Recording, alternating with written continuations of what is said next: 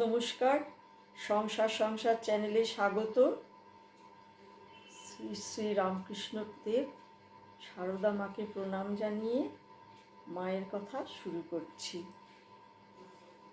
আমরা এর আগে বলেছি ঠাকুর খুব অসুস্থ, কাশীপুরে আছেন, মা সেবা করছেন, ভক্তরাও সেবা করছে ঠাকুরের।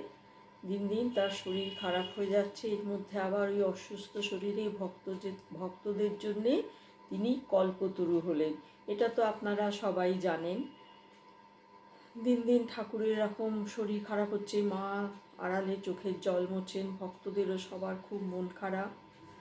এর মধ্যে একদিন এক ভক্ত এলেন, তিনি দক্ষিণেশ্বরে গেছেন ঠাকুরকে দেখতে, ওখানে না পেয়ে তিনি কাশীপুরে চলে এসেছেন। কাশীপুরে এসে ঠাকুরের ছবিতে তিনি ভোগ দিয়েছেন, দিয়ে সেই প্রসাদ সবাইকে বিতরণ করেছেন।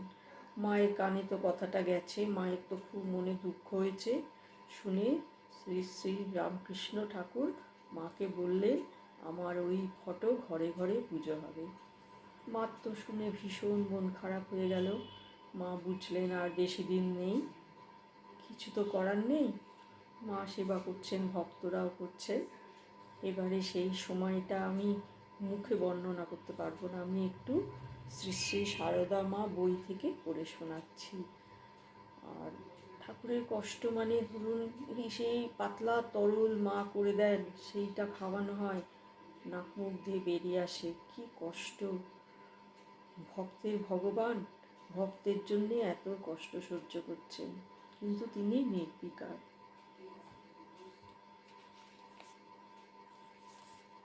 দেখতে দেখিতে কাশীপুরে 8 মাস কাটিয়া গেল। শ্রী শ্রী রামকৃষ্ণ একদিন পঞ্জিকা নাইয়া পাঠ করাইলেন, শ্রাবণ সংক্রান্তি পর্যন্ত শুনিয়া পাঠ বন্ধ করিলেন। সকলেই মনে একটা আসন্ন বিপদের ছায়া পড়িল। 1293 সালের 31শে শ্রাবণ রবিবার প্রায় 1টার সময় শ্রীরামকৃষ্ণ ইষ্টনাম করিতে করিতে সমাধিমগ্ন হলেন। উহাই যে কখন মহাসমাধিতে পরিণত হইয়াছে কেহ বুঝিতে পারে নাই। সকালেও দেখা গেল শরীরের উত্তাপ এবং মুখে মৃদু হাসিটি লাগিয়া রহিয়াছে। কেহ কেহ সমাধি ভঙ্গের চেষ্টা করিতেছে, আর সকলে সমাধিস্থ দেহ ঘিরিয়া নাম কীর্তন করিতেছে। শ্রী শ্রী মা সকালে ঘরে আসিয়া সব দেখিয়া শুনিয়া স্থির হইয়া গেলেন। আমার মা কালী, কোথা গেলে গো? শুধু একবার চিৎকার করিয়া এই কথা বলিয়া উন্মূলিত তরুণ ন্যায় পড়িয়া গেলেন। শ্রী শ্রী রামকৃষ্ণের নশ্বর দেহ যথারীতি সৎকারের পর প্রচলিত প্রথা অনুযায়ী শ্রী শ্রী মা হাতের অন্যান্য অলঙ্কার খুলিয়া শেষে যখন বালা খুলিতেছেন, তখন শ্রী রামকৃষ্ণ তাহার সম্মুখে আবির্ভূত হইয়া হাত দুটি ধরিয়া তাহাকে বালা খুলিতে নিষেধ করেন এবং বলেন, আমি কি কোথাও গেছি গা? এই যে এ ঘর আর ও ঘর। অতঃপর মা চির সীমন্তিনী হইয়া রইলেন, শুধু শাড়ির চওড়া পাড় ছিঁড়িয়া সরু করিয়া লইলেন। পরে সরু লাল পেড়ে কাপড়ই পরিতেন। গলার হারটি ও হাতে শ্রীরামকৃষ্ণের স্বর্ণ কবচটি ধারণ করিয়া রইলেন। অবোধ সন্তানের কল্যাণার্থে মাতৃমূর্তি যে নিরাভরণা রাখিতে নাই। 1 সপ্তাহ পরে কাশীপুর হইতে, তখন তো কাশীপুরে ভক্তরা ওকে কোথায় যাবে, ওই বাড়িতে তো আর থাকা যাবে না। 1 সপ্তাহ পরে কাশীপুর হইতে শ্রী শ্রী ঠাকুরের পুত অস্থির কৌটার সঙ্গে শ্রী শ্রী মাকেও ভক্ত বলরাম বসুর বাটিতে আনা হইল। সত্যি কি ভক্ত ছিলেন, ঠাকুর থাকতেও সেবা করেছেন।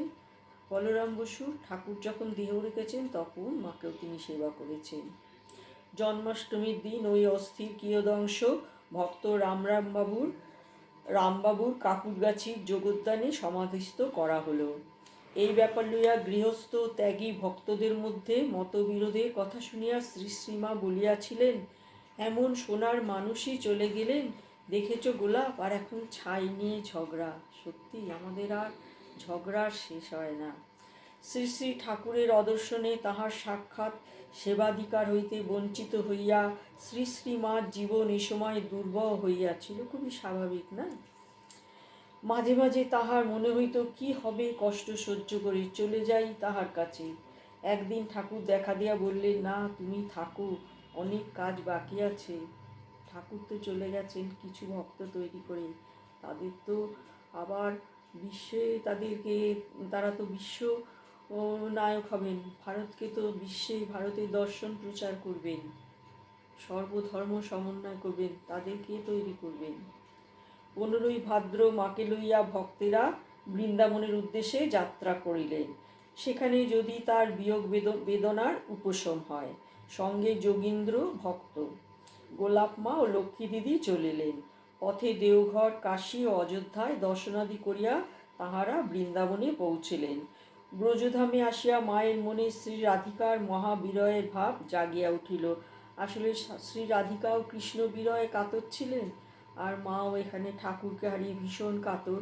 তার মনে আরও কষ্ট দুঃখ বেড়ে গেল।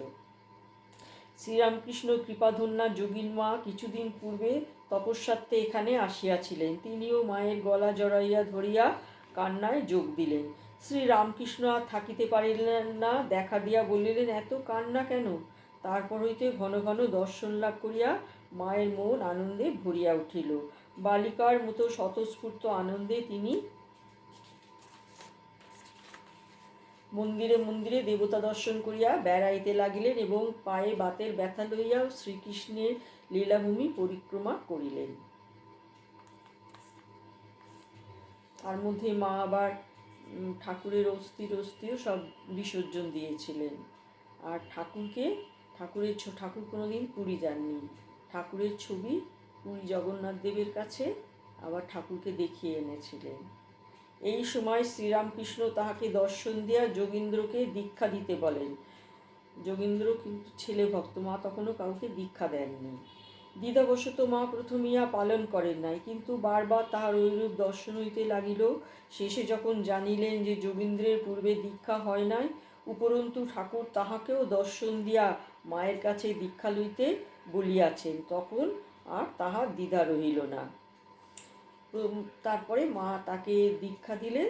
যোগীন্দ্র মায়ের প্রথম দীক্ষাপ্রাপ্ত সন্ন্যাসী। বৃন্দাবন হইতে একবার হরিদ্বারে গিয়া মা ব্রহ্মকুণ্ডে শ্রীরামকৃষ্ণের কেশ নখাদি বিসর্জন দিয়া আসেন। ফিরিবার পথে জয়পুর আজমির হইয়া প্রয়াগ সঙ্গমে স্নান করিয়া মা কলিকাতায় আসিলেন। বলরামবাবুর বাটিতে পক্ষাধিকাল থাকার পর গোলাপ মাকে সঙ্গে লইয়া তিনি কামারপুকুর যাত্রা করেন।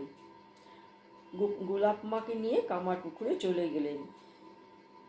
সেখানে গিয়ে নতুন এক অধ্যায় শুরু হলো।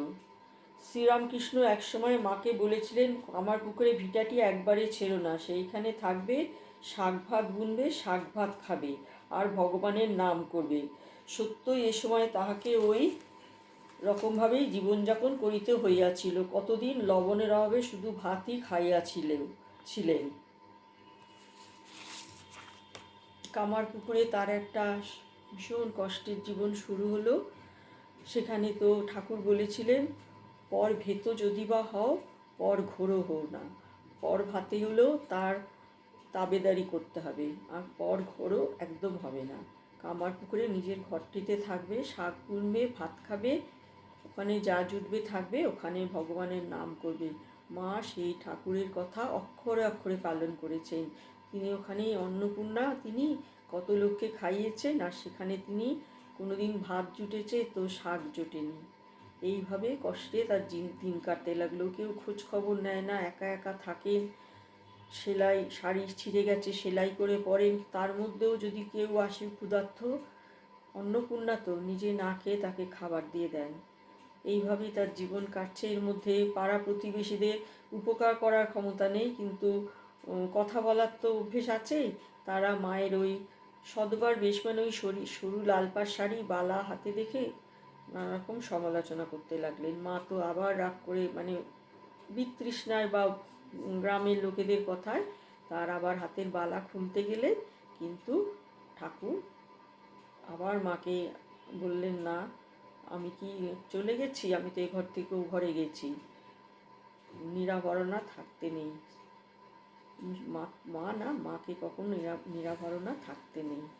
মা আবার বালা পড়লেন। আর এই সময় প্রসন্নময়ী জমিদার কন্যা বাল্য বিধবা মাকে খুব ভালোবাসতেন। সে বলল যে তোমরা যদি মায়ের মনে দুঃখ দাও তোমাদের কিন্তু ভালো হবে না।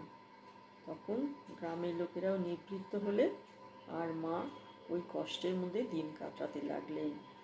ভক্তরাও সব তখন ছন্নছাড়া হয়ে গেছেন, কেউ গৃহী হয়েছেন, কেউ তপস্যা করছেন, কেউ আবার এদিক ওদিক ভ্রমণে, দেশ ভ্রমণে চলে গেছেন।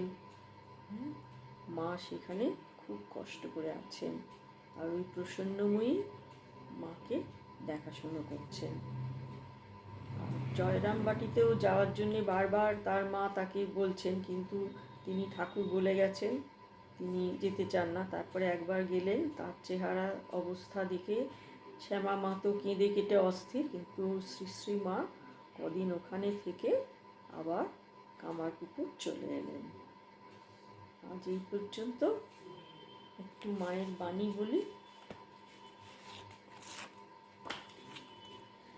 যার যা প্রাপ্য তা হতে তাকে বঞ্চিত করা কি উচিত? এই যে তরকারির খোসাটা, এও গরুর প্রাপ্য, ওটিও গরুর মুখের কাছে ধরতে হয়। কি মাতৃহৃদয়। নমস্কার। আমার চ্যানেল ভালো লাগলে দেখুন, লাইক করুন, সাবস্ক্রাইব করুন।